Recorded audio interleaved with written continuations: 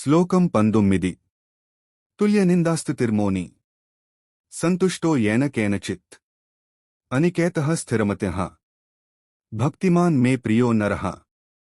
ఎవరైతే తనను ఎవరైనా నిందించినా లేదా స్తుతించినా పొగిడినా చలించకుండా సమానంగా స్వీకరిస్తాడో, అనవసరమైన మాటలు మాట్లాడకుండా మౌనంగా ఉంటూ భగవన్నామ స్మరణ చేస్తాడో, తనకు లభించిన దానితోనే సంతోషంగా ఉంటాడో, నివాసం పట్ల లేదా భౌతిక వస్తువుల పట్ల మమకారం లేకుండా ఉంటాడో మరియు స్థిరమైన బుద్ధితో భక్తిని కలిగి ఉంటాడో, అటువంటి భక్తుడు నాకు అత్యంత ప్రియమైనవాడు. వివరణ: భగవంతుడు మనకు స్థితప్రజ్ఞత మరియు సమభావం గురించి బోధిస్తున్నారు. లోకం మనల్ని పొగిడినా తిట్టినా మన మనస్సు భగవంతునిపైనే లగ్నం కావాలని, బాహ్య పరిస్థితులు మన అంతర్గత శాంతిని చెడగొట్టకూడదని దీని సారాంశం.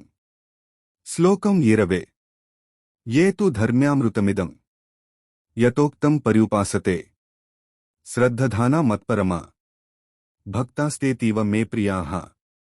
ఎవరైతే పైన చెప్పబడిన ఈ ధర్మయుక్తమైన అమృతమును, భక్తియోగ లక్షణాలను శ్రద్ధతో అనుసరిస్తారో, నన్నే పరమగతిగా భావించి అనన్యమైన భక్తితో ఉంటారో, అటువంటి భక్తులు నాకు అత్యంత ప్రియమైనవారు. విశేషార్థం: భక్తియోగంలోని బోధనలు కేవలం ధర్మబద్ధమైనవి మాత్రమే కాదు, అవి అమృతం వంటివి.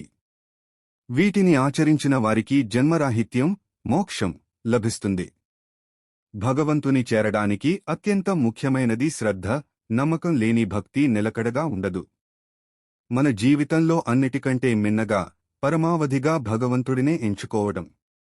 భక్తియోగంలోని 13వ శ్లోకం నుండి 19వ శ్లోకం వరకు భక్తుల లక్షణాలను వివరించిన కృష్ణుడు చివరగా ఆ లక్షణాలను ఆచరించేవారు తనకు మిక్కిలి ఇష్టులు అని భరోసా ఇచ్చారు. సారాంశం: భగవంతుడు చెప్పిన సద్గుణాలను అలవర్చుకుని ఆయనపై సంపూర్ణ విశ్వాసం ఉంచే భక్తుడు భగవంతుడికి ప్రాణసమానుడు.